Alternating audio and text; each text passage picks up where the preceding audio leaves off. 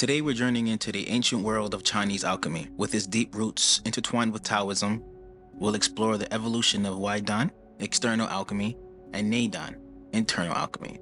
And we'll be diving deep into the process of creating the elusive Philosopher's Stone, also known on this side of the world as the Golden Elixir.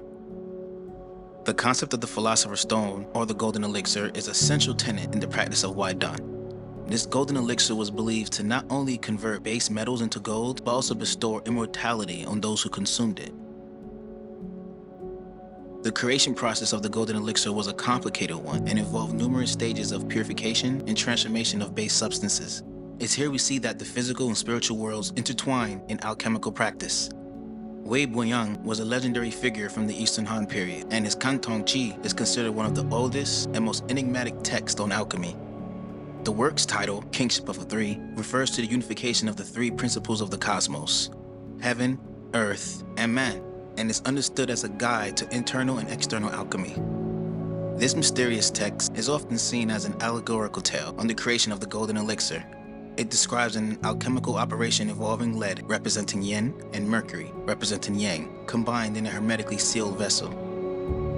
Wei Buoyang and his disciple believed that consuming the golden elixir will result in their physical bodies being transformed, ultimately leading to immortality.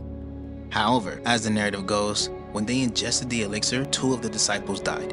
It's inferred that these disciples were not spiritually ready or pure enough to handle the transformative effects of the elixir.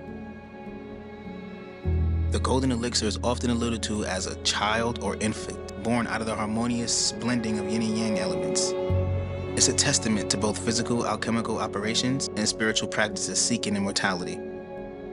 The creation process of the golden elixir begins with the collection of these base materials such as cinnabar, realgar, and mercury. These substances symbolize different aspects of the cosmos and human nature. They would undergo a series of operations including heating, cooling, distillation, and condensation in special alchemical furnaces. The procedures were often timed according to astrological events and accompanied by ritualistic practices. Ge Hong, a scholar from the Jin dynasty, wrote Bao Puzi, He Who Holds to Simplicity. It's a comprehensive treatise on the Taoist philosophy, alchemy, medicine, and a variety of other topics. The book is divided into inner chapters and outer chapters, with significant portions dedicated to the practice of Waidan, or external alchemy.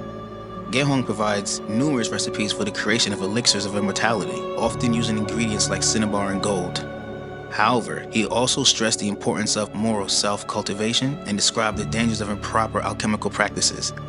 His narrative intertwines the physical process of creating the golden elixir with the internal journey towards spiritual enlightenment. By the 8th century during the Tang dynasty, more detailed descriptions of this process emerged in texts like the Wuzazu, written by the alchemist Bai Yuchan. Bai Yuchan, a Taoist master from the Southern Song period, is known for his work Wuzazu, Five Ancestors text.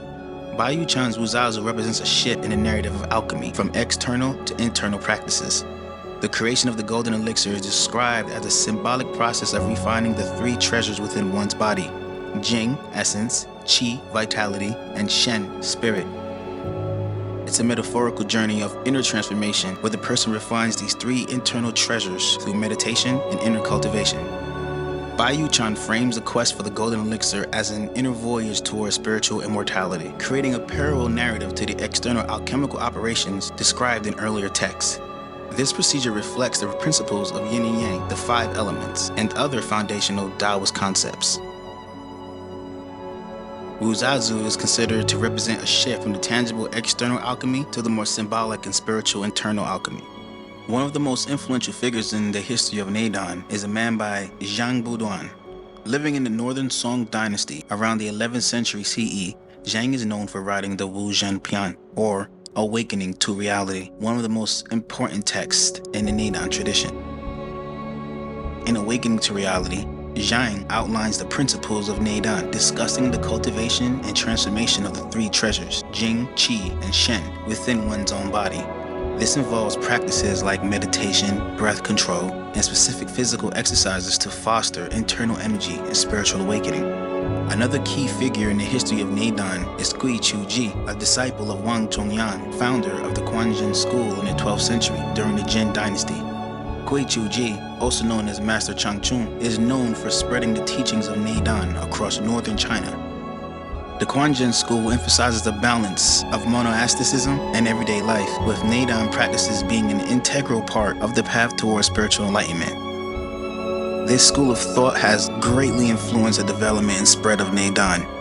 While the process of creating the golden elixir was a physical one, it was also deeply symbolic.